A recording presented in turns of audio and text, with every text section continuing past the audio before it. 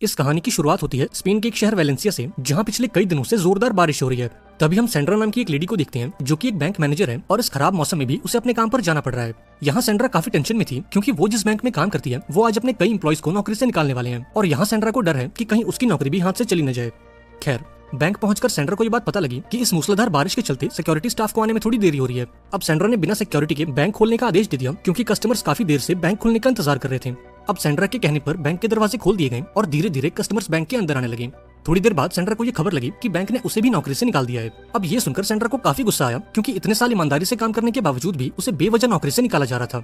हालांकि ये तो बस एक शुरुआत थी क्योंकि आगे जो होने वाला था उसके लिए सेंड्रा बिल्कुल तैयार नहीं थी। अब अगले ही पल बैंक के बाहर एक गाड़ी आकर रुकी और कुछ नकाबपोश लोग बंदूक लेकर बैंक में घुस आए। यहाँ बैंक में मौजूद इकलौते गार्ड ने इन चोरों को रोकने की कोशिश की, लेकिन चोरों ने उसे डराकर शांत कर दिया और इस पूरे बैंक को बॉम्ब से उड़ाने की धमकी दे दी। ये देखकर बैंक के एक स्टाफ ने चुपके से अलार्म बजाने की कोशिश की, लेकिन चोरों के लीडर एलेक्स ने उसे देख लिया और सबके सामने लाकर उसे खूब पीटा। वहीं दूसरी तरफ लोको नाम के एक चोर ने बैंक के सिक्योरिटी कैमरास को बंद कर दिया और ऑफिस में मौजूद सेंड्रा को हथकड़ी लगाकर बंदी बना लिया। अब बहुत जल्द पूरे मीडिया को इस चोरी की खबर लग गई और देखते ही देखते पुलिस की कई गाड़ियां बिल्डिंग के बाहर आ पहुंची। यहाँ होजे नाम के एक सीनियर ऑफिसर ने बैंक में मौजूद चोरों को कॉल किया और उनसे सरेंडर करने को कहा। इस पर चोरों के लीडर एलेक्स ने कहा कि अगर तुम हॉस्टेजेस को जिंदा देखना चाहते हो तो हमारे लिए एक हेलीकॉप्टर का इंतजाम करो। वहीं दूसरी तरफ गैलेगो नाम का एक चोर एक डिवाइस से कुछ ढूंढने की कोशिश कर रहा था और सिग्नल के मिलते ही उसने फ्लोर को काटकर एक रास्ता बना दिया। अब यहाँ ये खुलासा होता है कि असल में इन चोरों का प्लान अंडरग्राउंड टनल से भागने का है और एलेक्स ने हेलीकॉप्टर की मांग इसलिए की थी ताकि उन्हें चोरी के लिए थोड़ा टाइम मिल सके। पर यहाँ इनकी किस्मत ने साथ नहीं दिया क्योंकि पिछले कई दिनों से हो रही बारिश के कारण ये सुरंग पानी से लबालब हो चुकी थी। अब सुरंग का ये हाल देखकर इन सभी के चेहरों का रंग उतर गया क्योंकि बैंक से बाहर निकलने के लिए इस सुरंग के अलावा और कोई रास्ता नहीं था। अब इधर सेंड्रा ने भी इन चोरों की सारी बातें सुन ली और यहाँ उसने बैंक से बदला लेने और चोरों की मजबूरी का फायदा उठाने का फैसला किया। यहाँ सेंड्रा ने गैलेगो से कहा कि मैं तुम्हें बैंक के सबसे कीमती लॉकर का पता बता सकती हूँ ताकि तुम उसे लूटकर ज्यादा फायदा कमा सको, लेकिन इसके बदले में तुम्हें मुझे कुछ हीरे देने होंगे। अब यहाँ गैलेगो को लगा कि शायद ये सेंड्रा की कोई चाल है, लेकिन जब गन पॉइंट पर भी उसने अपना बयान नहीं बदला तो गैलेगो को उसकी बातों पर यकीन हो गया। इसके बाद सेंड्रा ने उसे लॉकर नंबर 314 के बारे में बताया जिसमें सोरियानो नाम के एक भ्रष्ट नेता के खिलाफ कुछ सबूत मौजूद थे और अगर ये सबूत बाहर आ गए तो इस पूरे देश में खलबली मच जाएगी क्योंकि सोरियानो जिस पॉलिटिकल पार्टी को बिलोंग करता है वो पार्टी इस देश की सरकार चला रही है। अब डील के मुताबिक गैलेगो ने सेंड्रा को कुछ हीरे दिए और उसे अपना मुंह बंद रखने को कहा। इधर सोरियानो के पार्टी का एक दूसरा नेता जिसका नाम फेरान था, उसे इस बात की खबर लगी कि उस बैंक के किसी लॉकर में सोरियानो के खिलाफ कुछ सबूत मौजूद हैं और अगर ये सबूत बाहर आ गए तो उनकी पार्टी खतरे में आ सकती है। हालांकि इस लॉकर में ऐसा क्या था ये बात किसी को नहीं मालूम, लेकिन इसके बावजूद भी उन्हें इस सबूत को हासिल करके इसे बर्बाद करना था और वो भी पुलिस की नजरों से बचकर। लेकिन अभी ये लोग कुछ कर पाते उससे पहले चोरों ने बैंक के सारे लॉकर साफ कर दिए और सबूत को लेकर सुरंग से निकलने की कोशिश करने लगे। पर सुरंग में पानी का बहाव इतना तेज था कि इन सभी का आगे बढ़ पाना इम्पॉसिबल हो रहा था। अब यहाँ इन सभी के चेहरे पीले पड़ गए क्योंकि वो सभी इस बैंक के अंदर फंस चुके थे। बाहर पुलिस इनका इंतजार कर रही थी और इनका भागने का आखिरी रास्ता भी अब बंद हो चुका था। अब ना चाहकर भी ये सभी दोबारा से बैंक में आ गए और यहाँ से बाहर निकलने की कोई तरकीब लगाने लगे। लेकिन इस दौरान फेरान ने पुलिस वालों को ये ऑर्डर दे दिया कि वो सभी बैंक के अंदर जाएं और हॉस्टेजेस की परवाह किए बिना अंदर मौजूद सभी चोरों को मार डालें। वहीं दूसरी तरफ सीनियर ऑफिसर होजे को ये समझ नहीं आ रहा था कि आखिर ये पुलिस वाले किसके कहने पर अंदर जा रहे हैं क्योंकि इस मिशन का लीडर तो वो है। पर अभी ये पुलिस वाले अंदर जाते हैं उससे पहले पार्टी के एक दूसरे नेता ने इस मिशन को बीच में रोक दिया। अब यहाँ ये खुलासा होता है कि इस नेता का नाम जिमी है और इसी ने उन चोरों को बैंक के अंदर भेजा है ताकि वो उस सबूत को लेकर बाहर आ सकें और उस सबूत के दम पर ये अपनी पॉलिटिकल पार्टी को ब्लैकमेल कर सके। अब ये सुनकर पार्टी के बाकी नेता भड़क उठे क्योंकि जिमी उस सबूत को इनके खिलाफ इस्तेमाल करने वाला था। पर यहाँ फेरान ने सबको याद दिलाया कि फिलहाल उनका फोकस उस सबूत को बर्बाद करने पर होना चाहिए, न कि एक दूसरे से लड़ने पर।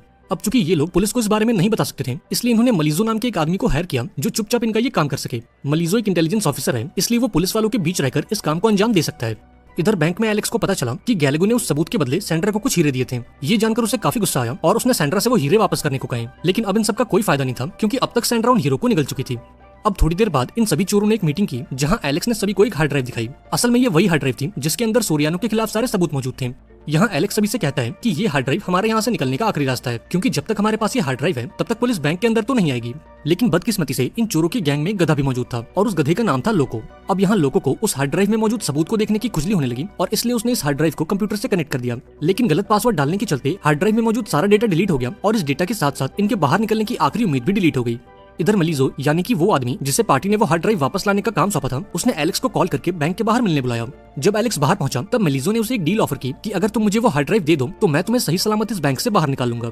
अब एलेक्स को भी ऑफर पसंद आया क्योंकि अब उन्हें सुरंग में पानी के कम होने का इंतजार नहीं करना पड़ेगा, इसलिए एलेक्स ने इस ऑफर को एक्सेप्ट कर लिया और फटाफट बैंक के अंदर लौट आया। लेकिन यहाँ उसे ये बात पता लगी कि लोगों की बेवकूफी के चलते हार्ड ड्राइव का सारा डेटा डिलीट हो चुका है।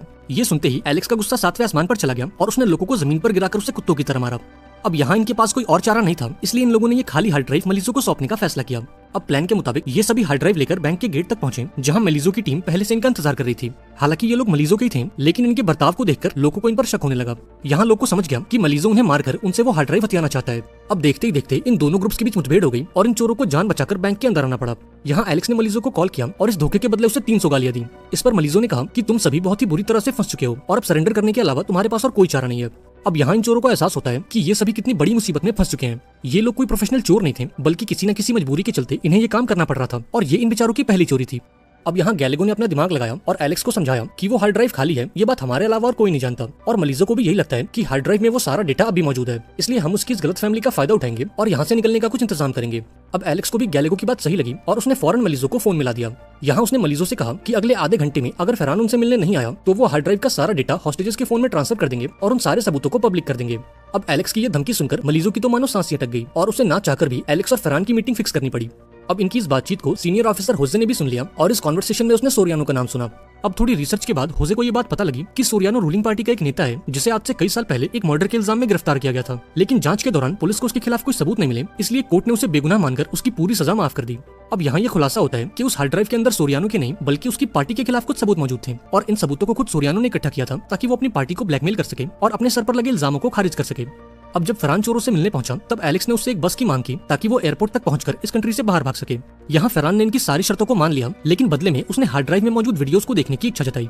लेकिन जब काफी रिक्वेस्ट के बाद भी एलेक्स वीडियो दिखाने के लिए राजी नहीं हुआ तो फरहान को उस पर शक होने लगा। लेकिन जब तक वो हार्ड ड्राइव एलेक्स के पास थी तब तक वो कोई रिस्क नहीं ले सकता था। इधर मलीजो ने इन चोरों के लिए एक बस का इंतजाम किया ताकि वो उन्हें एयरपोर्ट तक पहुंचा सके, पर असल में उसका प्लान तो कुछ और ही था। मलीजो ने बड़ी चालाकी से बस के नीचे एक बॉम्ब लगवा दिया ताकि वो धमाका करके इन चोरों को बीच रास्ते में ही मार दे और इन चोरों के साथ साथ वो हार्ड ड्राइव भी नष्ट हो जाए। हालांकि गैलेगो को मलीजो पर बिल्कुल यकीन नहीं था, क्योंकि वो पहले भी इन्हें धोखा दे चुका है और इस बात को हजम करना भी मुश्किल है कि मलीजो उन्हें इतनी आसानी से भागने देगा। इस पर एलेक्स गैलेगो से कहता है कि जब तक हमारे पास वो हार्ड ड्राइव है तब तक वो लोग हमारा कुछ नहीं बिगाड़ सकते। लेकिन इनकी खराब किस्मत। इधर फरहान के एक जासूस ने उसे खबर दे दी कि चोरों के पास जो हार्ड ड्राइव है उसका सारा डेटा डिलीट हो चुका है और एलेक्स ने उन सभी को बेवकूफ बनाया है। ये जानकर फरहान गुस्से से लाल हो गया और फौरन मलीजो को इसकी खबर दे दी, लेकिन इस गुस्से के चलते वो भूल गया कि सीनियर ऑफिसर होजे भी वहीं मौजूद है। अब इतनी बड़ी गलती के लिए मलीजो को फरहान पर काफी गुस्सा आया और उसने फरहान को एक कोने में ले जाकर उससे खूब गालियां बकी। लेकिन अब इन सबका कोई फायदा नहीं था, क्योंकि इधर चोरों ने बैंक से निकलना शुरू कर दिया था और अब अगले कुछ ही पलों में वहाँ एक जोरदार धमाका होने वाला था। पर तभी बैंक के गेट पर खलबली मच गई और चोरों ने अपने चेहरे से मास्क हटाना शुरू कर दिया। अब यहाँ ये खुलासा होता है कि ये सभी कोई चोर नहीं बल्कि वो हॉस्टेजेस हैं जिन्हें चोरों ने बंदी बनाया था। एलेक्स और उसके साथियों ने हॉस्टेजेस को अपने कपड़े पहनाकर बाहर भेज दिया और खुद लूट का सारा माल लेकर उस सुरंग में कूद गए। खुशकिस्मती से सुरंग में पानी का लेवल थोड़ा कम हो गया, क्योंकि पिछले 2 दिनों में मौसम में काफी सुधार आ चुका था। हालांकि सुरंग में अब भी काफी पानी मौजूद था, लेकिन इसके बावजूद भी एलेक्स और उसके साथियों ने हार नहीं मानी और जैसे तैसे करके उन्होंने इस सुरंग को पार कर ही लिया। इधर जब मलीजो को पूरी बात समझ आई तो उसने फटाफट अपनी टीम को अंदर भेज दिया, लेकिन जब तक उसकी टीम सुरंग तक पहुंची तब तक एलेक्स और उसके बाकी साथी कपड़े बदलकर रेलवे स्टेशन पहुंच गए। इधर फरहान और मलीजो को ये बात पता लगी कि उस हार्ड ड्राइव की खबर पूरे मीडिया में फैल चुकी है और देश के लोगों को भी उनके काले कारनामों का पता लग चुका है।